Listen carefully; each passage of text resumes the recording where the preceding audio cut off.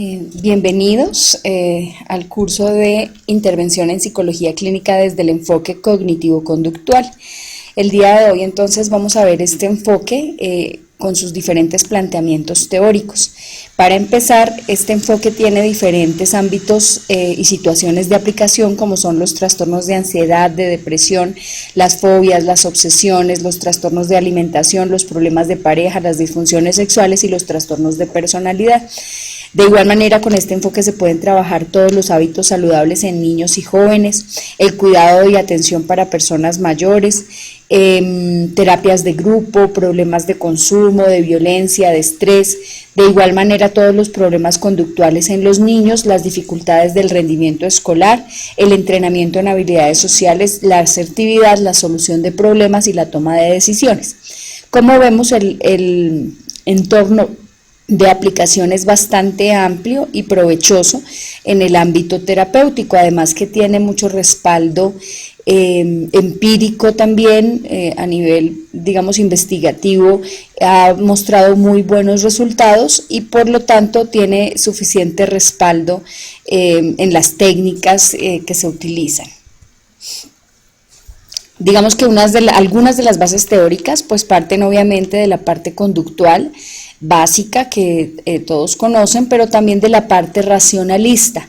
Esta parte racionalista, como las terapias cognitiva de Beck, la terapia racional emotiva de Ellis, el entrenamiento en inoculación de estrés de Michenbaum y la terapia cognitivo-conductual social de Bass. Hay algunos principios a tener en cuenta que algunos de los textos de terapia cognitiva nos enfatizan, y dentro de ellos está el hecho de que el enfoque cree que existen diversas formas razonables y válidas para percibir las realidades, es decir, no hay una forma única o correcta. Yo no le puedo decir a la persona cuál es la forma correcta de interpretar, pero sí puedo analizar qué tan razonable, válida y beneficiosa es para la persona. Otro de los principios es que en ocasiones algunos modos de interpretar las experiencias resultan perjudiciales para las personas. Es decir, la forma correcta de pensar no es la que le parezca a la persona o al terapeuta, sino aquella que le beneficie. Si no le beneficia y si esos modos de pensar o de sentir le producen sufrimiento, pues es el momento de solicitar ayuda terapéutica. Disponemos asimismo de una capacidad de observar hechos y experiencias y contrastarlos de manera subjetiva y cambiante, es decir, que nuestro sentido de percepción y nuestra opinión o nuestra forma de ver un hecho, una experiencia puede ser cambiante de un momento a otro o en una etapa diferente a otra. Adicionalmente, pensamos que las emociones y los sentimientos negativos pueden ser considerados de múltiples maneras dependiendo de la circunstancia. Es decir, que estas emociones, que son normales, se pueden tomar primero como una reacción natural ante un acontecimiento vital estresante. Es decir, no vamos a pedirle a una persona que reaccione positivamente si está teniendo alguna dificultad. También pueden explicarse como consecuencia de un pensamiento distorsionado o de una creencia no razonable. Algunas de esas emociones negativas para la persona están sustentadas por una forma errónea de pensar frente a eso o de interpretar ese hecho. También pueden ser explicados como una señal que nos invita a afrontar una situación difícil.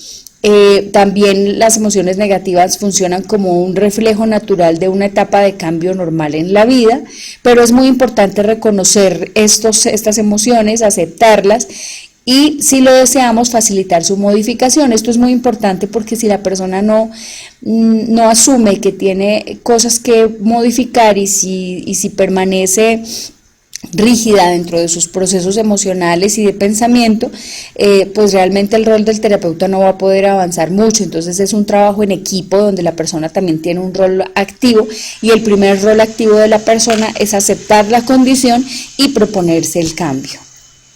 Otro de los principios de la terapia cognitiva, digamos que tiene que ver con el hecho de encontrar significados útiles a la vida, lo que implica reducir creencias desadaptativas, lo que se denomina una fase correctiva, para poder construir una nueva visión más satisfactoria, que sería la fase constructiva y creativa. Es decir, después de aceptar esa realidad que yo debo modificar, debo empezar a reducir o a quitarle validez a mis pensamientos para construir unos nuevos. En la relación terapéutica, la empatía, la calidez, el clima de confianza y respeto deben estar siempre presentes. Pienso que es un principio no solo de algún enfoque, sino de la psicología en general.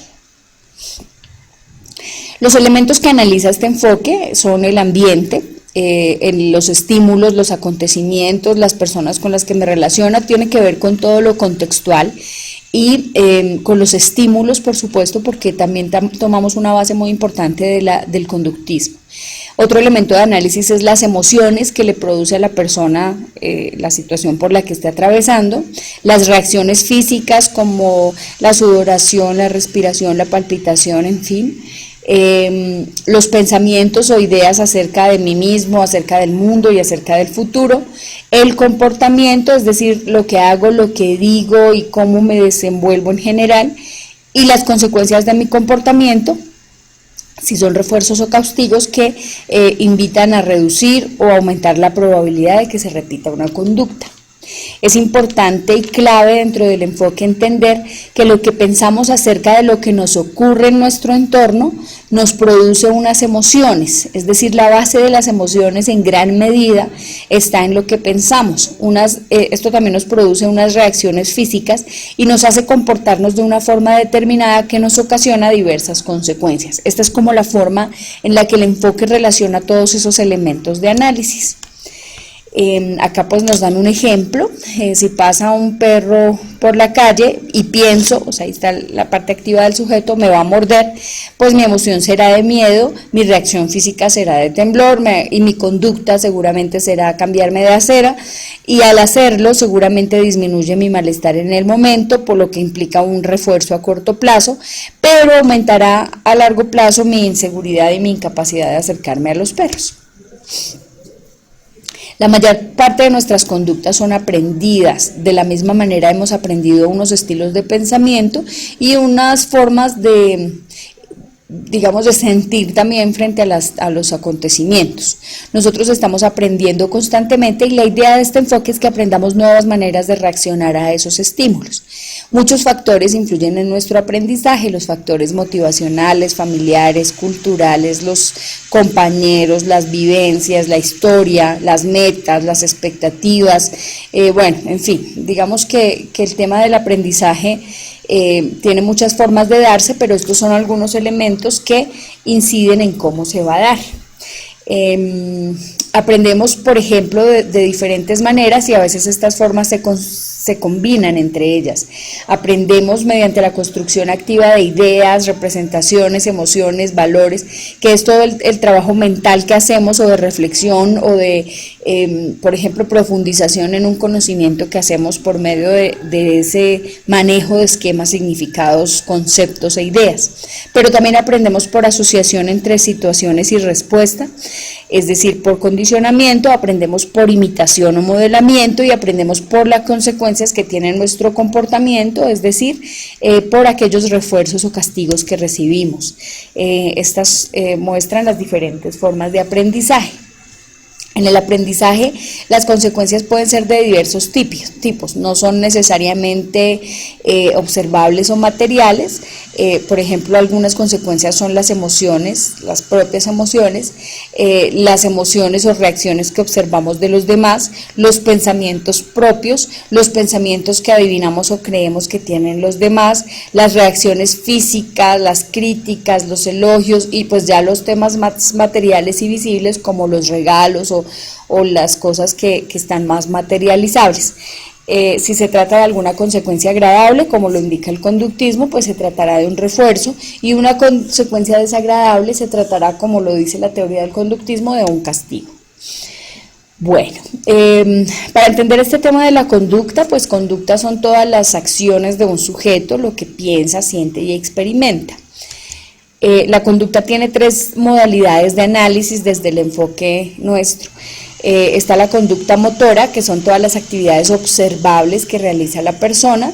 Está la conducta cognitiva, que es todo lo que piensa internamente, si piensa que lo persiguen, son los mensajes que se emite a la persona cuando va a realizar una tarea o cuando está interpretando una situación.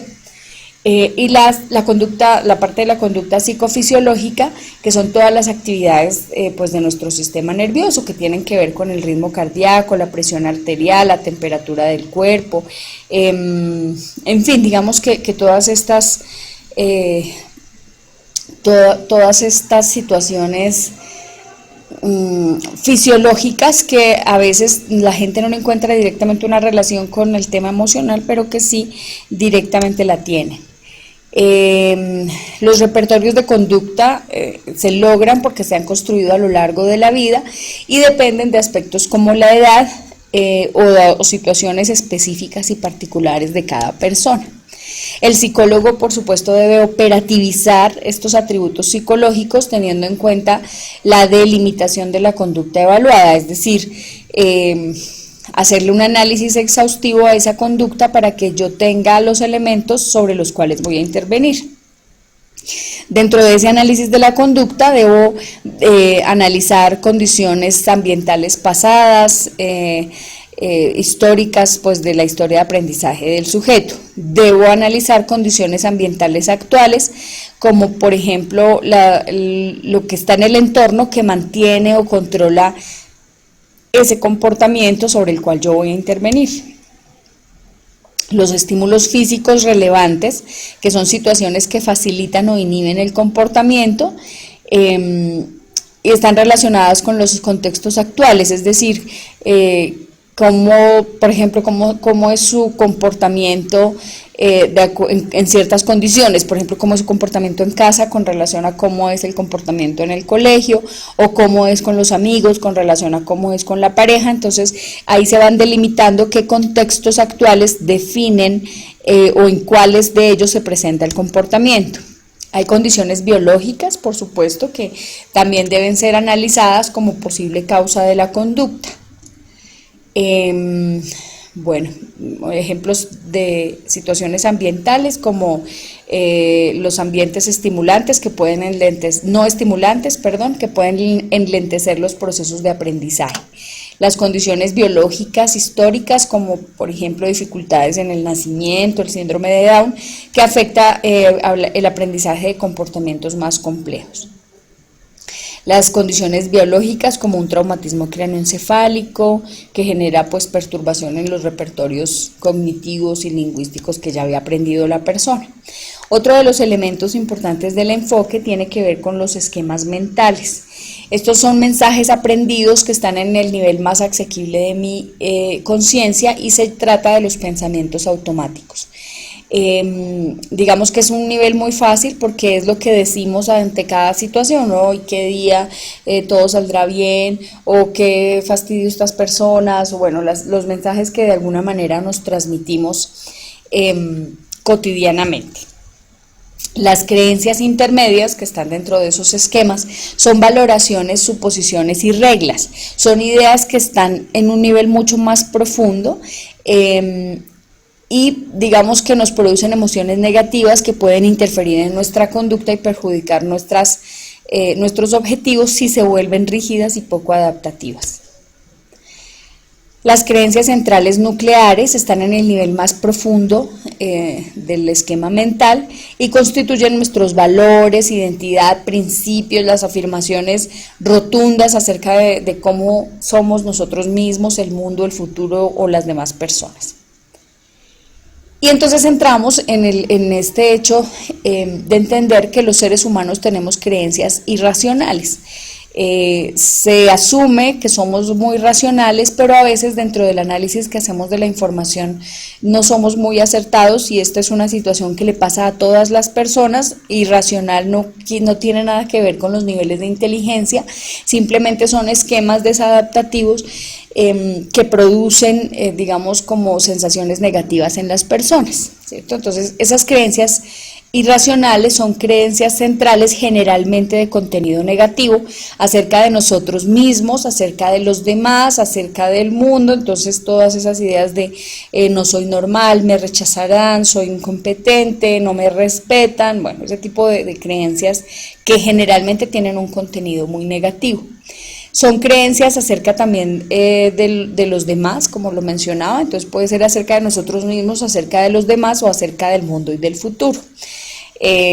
Acerca de la vida, por ejemplo, la vida es absurda, es muy difícil, o acerca del mundo, como el mundo es un caos. Bueno, estas creencias habitualmente son globales y rígidas y poco realistas, y las aceptamos y las creemos como si fueran verdades absolutas, es decir, la persona no logra evidenciar que parte de esa idea puede no tener un sustento de realidad, por eso se llaman irracionales, ¿cierto?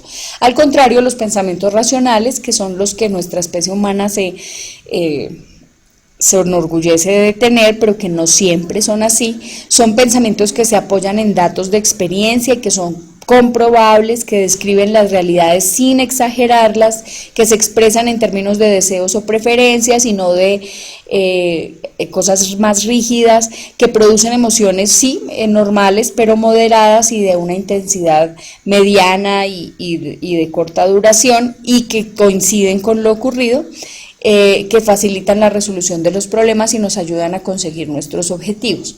Por el contrario, los pensamientos irracionales no se apoyan en unos datos contrastables o demostrables, describen realidades que vivimos pero de forma más dramática o distorsionada, están planteados en términos de necesidades y exigencias, producen emociones negativas de muy fuerte intensidad y larga duración, obstaculizan la resolución de problemas y la consecución de metas y objetivos. Estas son pautas que nosotros podemos usar para detectar cuando estamos en un pensamiento irracional. De estos entonces surgen las distorsiones cognitivas, que están clasificadas de acuerdo a ciertos estilos de pensamiento que según los estudios son más habituales para la mayoría de las personas, como por ejemplo las necesidades de aprobación, el necesitar ser amado o aceptado, la autoexigencia, entonces que para considerarme valioso necesito conseguir todos los objetivos en todos los aspectos posibles, la distorsión de culpar a otros, entonces digamos que acusar o pensar que los demás deben ser castigados por sus malas acciones, la catastrofización, donde se dice que algo es tremendo o terrible,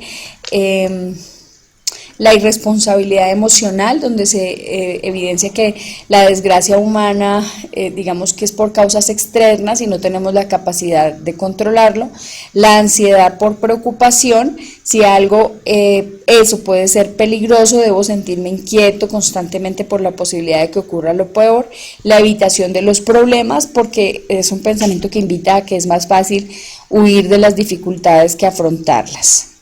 Bueno.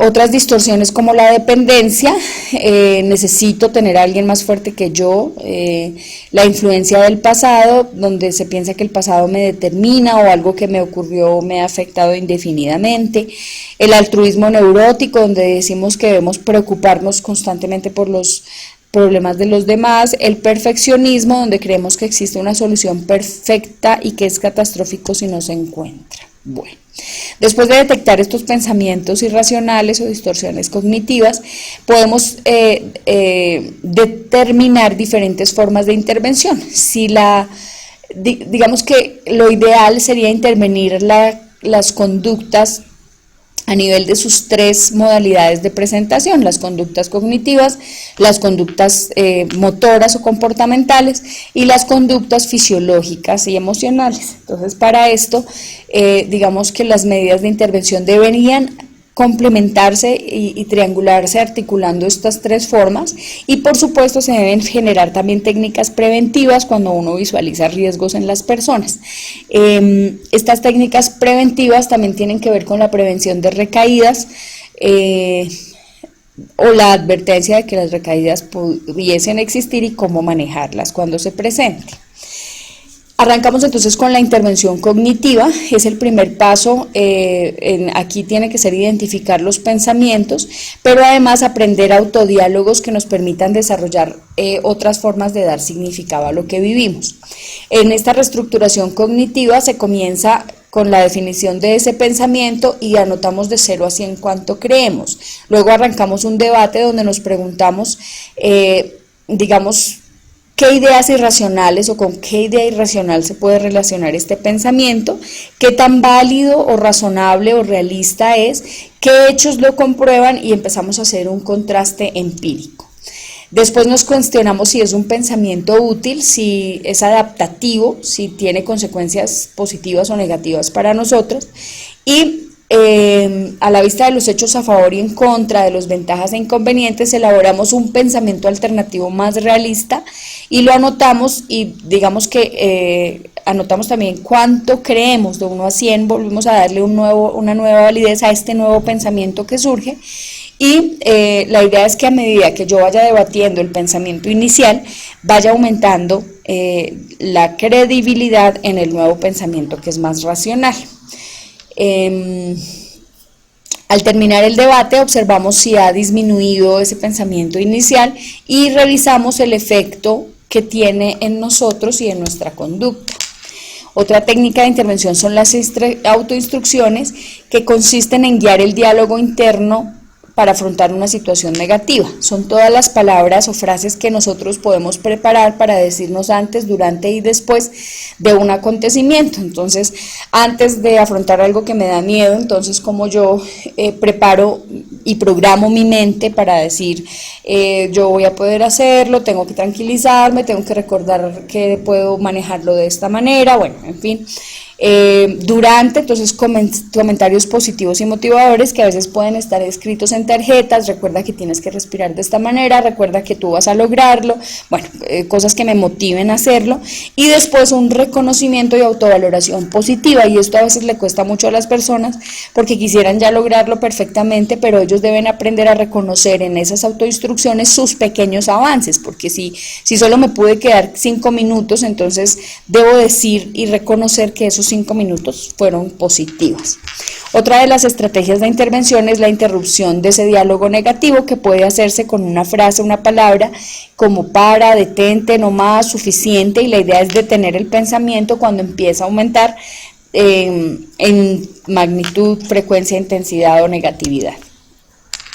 Otra de las estrategias es citar estas preocupaciones para otro momento. Esto implica no estar centrado en las preocupaciones para poderme concentrar en otras actividades, y le voy a conceder un tiempo a esa situación para reflexionarla y resolverla. Ocurre mucho cuando yo, por ejemplo, me encuentro realizando alguna actividad y me interrumpe el otro pensamiento, entonces debo detener el pensamiento y ponerle una cita a este pensamiento, porque no se trata de que no voy a pensar en una situación, sino que tal vez este no es el momento más adecuado, en este momento no me conviene porque no me deja concentrar o hacer alguna actividad, entonces en cuanto termine la actividad le voy a dar resolución o reflexión, o le voy a dar el tiempo a ese pensamiento para que lo podamos resolver, porque en el momento no me es funcional. Tomar a otros como punto de referencia es otra de las estrategias, entonces se pone a la persona a considerar puntos de vista alternativos al nuestro, logrando una distancia psicológica y una visión más objetiva. Es decir, qué pensarían otras personas, o cómo lo han manejado otras personas, o qué me diría alguna persona frente a esta situación, puede ser un buen punto de referencia. El rol reversal es otra técnica para lograr distancia psicológica, y es cambiar de roles con el terapeuta o con otra persona. Entonces, más o menos es como si yo fuera el terapeuta en esta situación, ¿yo qué me diría? ¿Cierto? La idea es que la persona logre también cierto autocontrol y autonomía, y que no dependa 100% del terapeuta. También lo puede hacer con otra persona. Si una amiga mía estuviese pasando por esto, ¿yo qué visión le daría de las cosas más positiva? Bueno, para lograr esa distancia psicológica. La reatribución es otra técnica que consiste en ajustar el grado de responsabilidad de una situación, considerando todos los factores influyentes en esta situación. Entonces, ocurre y es muy útil cuando la persona se culpabiliza a sí mismo de todo, por ejemplo, en un abuso sexual, y se autorresponsabiliza totalmente de la situación. Entonces es importante ver todas las variables y factores que influyeron en esa situación y redistribuir esa responsabilidad en una gráfica de torta, donde ella asuma qué porcentaje tiene cada uno de los factores influyentes. De igual manera, cuando las personas no quieren asumir ninguna responsabilidad sobre sus actos, como aquel que dice yo perdí la materia por culpa del profesor, de los compañeros, del bus que pasó tarde, o sea, cuando todos tienen la responsabilidad y la persona necesita hacer ese proceso de reatribuirse en algo, algún grado de responsabilidad de sus hechos, también se puede utilizar perfectamente. La técnica de la información consiste en proporcionar la información a la persona sobre un tema en particular y se utiliza cuando la falta de información hace que no se lleven a cabo determinadas conductas. Entonces es básicamente orientar a la persona frente a la situación que está viviendo, frente a la etapa o el cambio o el duelo o cuál va a ser como el proceso pues que está viviendo.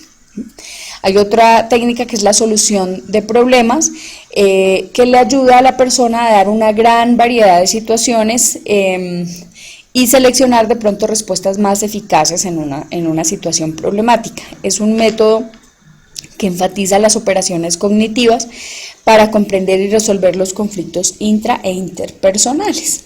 Básicamente consiste en hacer un listado de alternativas y empezar de pronto como a probarlas o a seleccionarlas, haciendo un contraste lógico de ellas y luego de probarlas, entonces evaluar sus resultados. Es importante también dentro del proceso de intervención hacerles buscar pruebas de realidad, buscar hechos que contradigan o que reafirmen nuestros pensamientos o las pruebas que tenemos realmente de que eso es como lo pensamos. El mindfulness es una técnica actual que ha surgido y tiene que ver con que nuestra mente esté presente en el aquí y en el ahora. Tiene que ver con el hecho de que la persona se conecte con todos sus sentidos en lo que está haciendo en el momento y disfrute pues cada momento como viene en su totalidad. Ayuda a la generación de sensibilidad y de calidad de vida. Tiene que ver con la concentración también, con el hecho de que si la persona está, por ejemplo, en un momento afectivo con su pareja, no esté pensando en su trabajo, sino que tenga su mente presente en lo que está, cuando estamos comiendo, cuando estamos haciendo alguna de las diferentes actividades, y funciona mucho en depresión para enseñarles a las personas a detectar lo que sus sentidos perciben y a disfrutar de la vida. Todo esto era de la intervención cognitiva. Ahora en la intervención fisiológica tenemos que identificar cuáles son las conductas fisiológicas específicas de la persona, si es muscular, si es a nivel de respiración, si es a nivel de taquicardia, bueno, tenemos que detectar cuáles son los puntos que afectan o los síntomas fisiológicos que afectan a esta persona, y de acuerdo con eso pues podemos utilizar, por ejemplo, la relajación muscular profundo, el entrenamiento en respiración y técnicas como tensionar y distensionar al mismo tiempo que se combina con la respiración, con la respiración adecuada, pausada. Hay que enseñarle a respirar a las personas porque no siempre hacen una respiración o un manejo adecuado de su respiración. Entonces, estas técnicas son muy importantes para que la persona logre estabilizar esos síntomas físicos que a veces los agobian tanto. Viene la intervención conductual, donde por supuesto el primer paso es identificar cuáles son sus repertorios conductuales y entender cómo funciona desde la dimensión conductista que está en ese ser humano. Entonces, cuáles son los estímulos, cuáles son sus respuestas y qué consecuencias obtiene, para a partir de eso poder nosotros hacer la intervención. Dentro de las intervenciones conductuales pues hay muchísimas. Una de ellas, por ejemplo, son los experimentos conductuales, que consisten en hacer cambios de conducta, probar otra forma de actuar y analizar sus respectivas consecuencias con la persona. Están las técnicas de exposición, que son muy conocidas en el mundo de la psicología y que consisten en enfrentarse a situaciones que normalmente se evitan hasta que la persona compruebe que sus consecuencias no son las que creía, y al mismo tiempo debe combinarse con la aplicación de técnicas de control de pensamiento y de relajación, y hay dos formas de hacerlo. Está la exposición gradual, progresiva y jerarquizada, donde yo hago un listado de a qué estímulos me voy a exponer y cómo voy a abordarlos progresivamente, o cómo me voy a ir acercando progresivamente a ellos, y la inundación, que consiste, digamos que, en exponerlo directamente de una vez a los estímulos que le generan emociones negativas. Si uno lo piensa desde una terapia cognitivo-conductual y sin dar por hecho que las personas vayan a tener una buena respuesta, yo recomendaría más la exposición gradual, progresiva y jerarquizada. Los castigos, pues, son estrategias que utiliza el método conductista, que son básicamente suprimir un estímulo positivo o darle un estímulo aversivo a la persona para lograr disminuir la conducta inadecuada.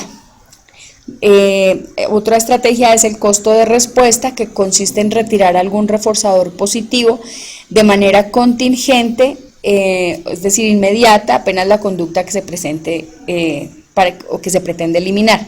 Se utiliza junto con el reforzador positivo de las conductas deseadas, ¿cierto? La economía de fichas, que consiste en el establecimiento de esas contingencias o estímulos ambientales mediante el control de los estímulos reforzadores que existen en el ambiente. Entonces, básicamente consiste en la acumulación de puntos o fichas para conseguir un estímulo reforzante para la persona. El principio de Prema consiste en establecer condiciones para lograr que un sujeto realice una actividad aunque no le resulte agradable, antes de realizar otra actividad que sí sea de su preferencia. Entonces es más o menos como primero te tomas la sopa para poder tener el postre, o primero haces las tareas para poder ir a jugar. Entonces es como darle una secuencia a las actividades, porque cuando está primero lo placentero, generalmente no se logra que la persona haga la otra actividad. También se utiliza el entrenamiento en asertividad, que es un ensayo de conductas con técnicas. Para iniciar este entrenamiento en conductas de comunicación requiere ensayarse con el terapeuta, requiere ensayarlo en condiciones reales hasta que la persona vaya consiguiendo ser más asertiva en su comunicación. También se realiza el entrenamiento en habilidades sociales, que hace que su parte verbal y no verbal, digamos que se generalice y que sea provechoso en su interacción social. Debe incluir también el modelado y el ensayo de dichas conductas para que la persona gane esas habilidades tanto a nivel verbal como no verbal, y de lectura de cuáles son las circunstancias de interacción más apropiadas. Está el modelamiento, que se refiere a los cambios conductuales, cognitivos y afectivos que se derivan de observar a los modelos para eliminar temores irreales o comportamientos inadecuados, o para asumir comportamientos que yo requiera que la persona desarrolle. Está el moldeamiento, que consiste en reforzar sistemáticamente las aproximaciones que hace a la conducta que se desea, ¿cierto? Entonces se debe ir reforzando los pasos y acercamientos, y reconociendo además los acercamientos que hace la persona a esa conducta deseada final. La práctica masiva o negativa es una estrategia que se ha utilizado en fumadores, pero que no puede utilizarse con todos los fumadores porque depende mucho de sus condiciones mismas de salud. Entonces es un procedimiento donde se hace perder el valor recompensante. Entonces, ¿en qué consiste? Por ejemplo, entonces, paradójicamente, el fumar le produce algo de placer a la persona. Entonces, si tú lo pones a fumar una buena cantidad de cigarrillos en un corto tiempo, hasta producirle una reacción desagradable a la persona, le quitas el reforzador al cigarrillo y se asume que a partir de ahí queda condicionado, pero pues digamos que es una práctica también en alguna medida funcional en algunos casos, pero también representa algunos riesgos. La prevención de respuesta consiste en exponer el sujeto a los estímulos sin permitirle ejecutarlos. Entonces, estar junto al elemento que le produce una compulsión, pero sin que la persona logre ejecutarla. Hace que desaparezcan sus niveles de ansiedad, y el objetivo de esto es lograr que se extingan los componentes motores de esta respuesta. El reforzamiento continuo consiste en reconocer o valorar de manera permanente los comportamientos adecuados que queremos incrementar. Para que sea efectivo es necesario que esa forma evidente de reconocimiento que hace el maestro o el padre de familia o la pareja se presente de tal manera que agrade con seguridad al sujeto, que sea un reforzamiento realmente muy positivo. El reforzamiento negativo busca que se incremente la respuesta omitiéndole algún estímulo o evento. Entonces, ¿en qué consiste? En que se retira un evento desagradable para promover la respuesta que nos interesa, ¿cierto? Y esto tiene como efecto aumentar la respuesta del sujeto. La saciedad es un proceso que se basa en el manejo apropiado del reforzamiento. En este caso, digamos que se puede usar el propio reforzador usado y aumentado de forma considerable, de tal manera que la persona ya no lo desee, ¿cierto? Es decir, se sacia hasta que el reforzador pierde su valor. Tiene que ver incluso, a muchas parejas les pasa, y es que está a la saciedad de la otra persona porque la otra persona les ofrece permanentemente estímulos reforzantes y son demasiado cariñosos y demasiado melosos hasta que la persona se sacia y ya no le parece agradable porque ya se sació de los estímulos afectivos de la otra persona. El tiempo fuera de todo reforzamiento consiste en lograr que el sujeto no emita las conductas, para lo cual no debe tener ningún reforzamiento ante la emisión de las mismas. Entonces, básicamente consiste en retirarle todos los reforzamientos por haber realizado una conducta inapropiada. Muchas gracias por su tiempo y su atención y espero que haya sido muy provechoso este conocimiento.